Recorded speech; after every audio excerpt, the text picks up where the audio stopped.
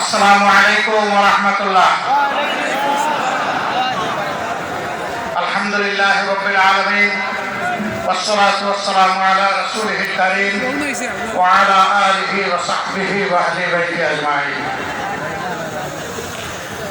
আন্দোলনরত আন্দোলনের বিভাগীয় পর্যায়ের সমাবেশের শেষ সমাবেশ শাহজালাল শাহপরান হযরত সহ তাদের সঙ্গে ৩৬০ আউলিয়া পূর্ণ স্মৃতি বিজড়িত এই সিলেটের ঐতিহাসিক আলিয়া মাদ্রাসায় অনুষ্ঠিত হচ্ছে। আজকের এই সমাবেশের সম্মানিত সভাপতি, সম্মানিত অতিথিবৃন্দ, আর দলের শীর্ষ নেতৃবৃন্দ, স্থানীয় নেতৃবৃন্দ, প্রান্তীয় সিলেটবাসী, সাংবাদিক বন্ধুগণ, আমি আজকে আমার বক্তব্যের সূচনায় আপনারা সবাই এসে আজকের এই সমাবেশে আন্তরিকভাবে যেভাবে সফল করেছেন, অন্তরের অন্তঃস্থল থেকে আপনাদের সকলকে অভিনন্দন এবং মোবারকবাদ জ্ঞাপন করছি। যেহেতু আসরের আজান হচ্ছে, একটু পরেই নামাজ অনুষ্ঠিত হবে, কেউ না কেউ ইনশাআল্লাহ আজানের জবাব দেবেন। আমরা সংক্ষেপেই আমাদের কথা শেষ করব। আমাদের প্রিয় বাংলাদেশ ছোট্ট একটি দেশ, বিপুল জনসম্পদে পরিপূর্ণ। আফসোসের বিষয়, স্বাধীনতার ৫৪ বছরে এক এক করে চলে গেছে, বাংলাদেশের মানুষ সম্মানের সাথে মাথা উঁচু করে দাঁড়াতে পারেনি। কারণ বর্গীরা চলে যাওয়ার পর দেশের ভিতরে চিল যারা ছিল, সেই চিলগুলা ছো মেরে জনগণের সম্পদ নিয়ে চলে গেছে। দেশের সম্পদ লুণ্ঠন করে বাইরে পাচার করেছে, দেশে দেশে বেগম পাড়া গড়ে তুলেছে। কেউ কেউ পালাতে গিয়ে খালেবিলে আশ্রয় নিয়েছে, আবার রসিক সিলেটবাসীর কাছে কেউ কেউ কলা পাতায় ধরা পড়েছে। এইভাবে অপকর্মের দায় নিয়ে ফ্যাসিস্টরা বাংলাদেশ থেকে পালিয়েছে, কিন্তু ফ্যাসিজমের কালো ছায়া বাংলাদেশ থেকে যায়নি। একদল যে অপকর্ম করে চলে গিয়েছে, আরেক দল বাংলাদেশে সেই অপকর্মের দায়িত্ব নিয়েছে। একদল চাঁদাবাজি করার কারণে জনগণের ঘৃণা কুড়িয়েছে, আরেক দল আবার তার চাইতে বেশি শক্তি দিয়ে চাঁদাবাজিতে নেমে পড়েছে। একদল দখলদার বলতে গিয়ে জনগণ তাদেরকে প্রত্যাখ্যান করেছে, আরেক দল বেপরোয়া দখলদার হয়ে উঠেছে। একদল জনগণের জানমাল নিয়ে ছিনিমিনি খেলেছে, আলেম ওলামা বিরোধী রাজনৈতিক নেতৃবৃন্দকে হত্যা করেছে, খুন করেছে, ফাঁসি দিয়েছে, নির্যাতন করেছে, পঙ্গু করেছে, জেলে করেছে, দেশ ছাড়া করেছে। আরেক দল ঠিক একই পথ করেছে, এমনকি নিজেদের মধ্যে মারামারিতেও নিজেদেরকে শেষ করে দিচ্ছে। সংগ্রামী বন্ধুগণ, দফায় দফায় এত রক্ত, এত ত্যাগের পরে দেশবাসী কি আশা করেছিল? দেশবাসী আশা করেছিল অতীতের অপকর্মের যে পরিণতি, এটা থেকে শিক্ষা নিয়ে রাজনীতিবিদরা নতুন রাজনীতি শুরু করবেন।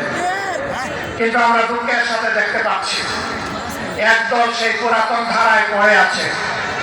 তারা কোনো সংস্কারে রাজি না, তারা সনদ বাস্তবায়নে রাজি না, তারা গণভোটেও প্রথমে রাজি ছিল না, তারপরে ধাক্কাই টুকাইয়া সেই গণভোট একদিনেই হতে হবে তারা বাধ্য করেছে সরকারকে। এখন আবার কোথাও কোথাও আমরা কিনসুর শুনতে পাচ্ছি, যারা এতদিন নির্বাচনের জন্য নির্বাচন করে জনগণকে বেহুশ করে তুলেছিল, এখন তারা ভিন্ন সুরে কেউ কেউ কথা বলতে শুরু করেছে। এ লক্ষণ ভালো নয়। তারা বুঝতে পেরেছেন, তারা যে সমস্ত কর্মকাণ্ড বাংলাদেশে পরিচালনা করছেন, বাংলাদেশের জনগণ তাদেরকে আগামী নির্বাচনের লাল কার্ড দেখানোর জন্য প্রস্তুত হয়ে গিয়েছে। এই লাল কার্ড দেখা থেকে বাঁচতে গিয়ে যদি কেউ আগামী নির্বাচনকে ভণ্ডুল করার চেষ্টা করেন, আমরা মহান আল্লাহর পর ভরসা করে বলছি, তাদের সকল ষড়যন্ত্র এদেশের সংগ্রামী জনগণ ভণ্ডুল করে দেবে ইনশাআল্লাহ। কেউ যদি আবার চিন্তা করেন জনগণের সমর্থন পাবো না, তাহলে বাঁকা পথে প্রশাসনিক কুর মাধ্যমে আমরা নির্বাচনের কেড়ে খাইটা করব, তাদেরকে বলবো বন্ধু সেই সূর্য ডুবে গেছে, এই সূর্য আর বাংলাদেশে উঠবে না। এই সূর্য আর কালো সূর্য বাংলাদেশের মুখ দেখবে না। এখন সুন্দর সূর্যের উদয় হবে, সেই সূর্য কোরআন বুকে নিয়ে উদিত হবে ইনশাআল্লাহ। বাংলাদেশ থেকে অপশাসন দূর হবে। মোটে মাঝির শ্রমিক ছাত্র জনতা এই বাংলাদেশ হবে তাদের বাংলাদেশ। লুটে তাদের হাত থেকে উদ্ধার করে বাংলাদেশ তুলে নেওয়া হবে দেশপ্রেমিক জনগণের হাতে ইনশাআল্লাহ।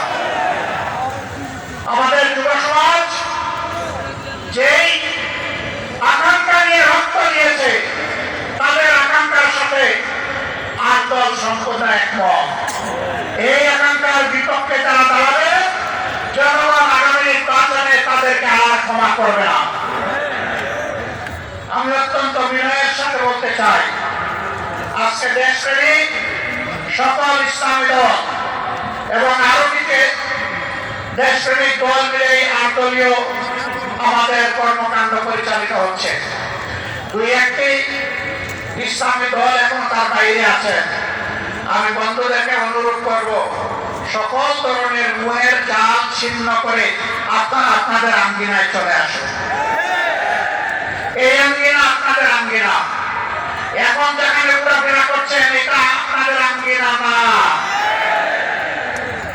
তাদের শীর্ষ নেতারা বলেন আমরা শরিয়ায় বিশ্বাস করি না। তারা মুসলমানদেরকে মৌলবাদী জঙ্গি বলে। তাদের সাথে আপনাদেরকে মানায় না, আপনারা বড় বেমানান হয়ে গেছেন। সেখানে যেখানে মানায় ঘরের ছেলে আপনারা ঘরে চলে আসুন। আমরা আপনাদেরকে বুকে জড়িয়ে কবুল করবো ইনশাআল্লাহ। অভিনন্দন জানাবো, সম্মান দেবো, ভালোবাসবো। অন্য ঠিকানায় থাকার কোনো প্রয়োজন নেই। আপনি সম্মানের ঠিকানায়, কোরআনের ঠিকানায়, মানবতার মুক্তির ঠিকানায় ফিরে আসুন। আপনি কেন চাঁদাবাজদের অংশীদার হবে? আপনি কেন দখলদারের সমর্থক হবেন? আপনি মেহরবানি করে এই অপবাদ নিজেদের গলায় তুলে নেবেন না।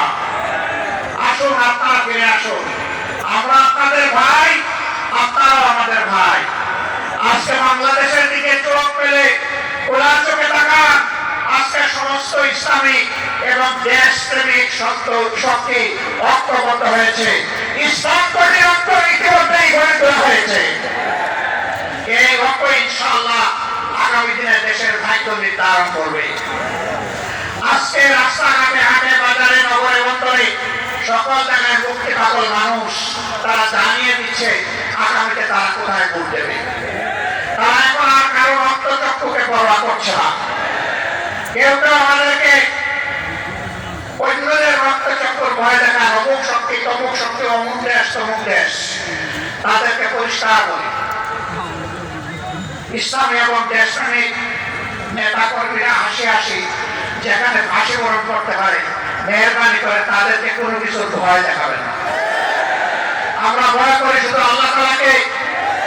বাকি যাদের কথা বলেন তাদেরকে আমরা কোনো পাত্তাই দেই না।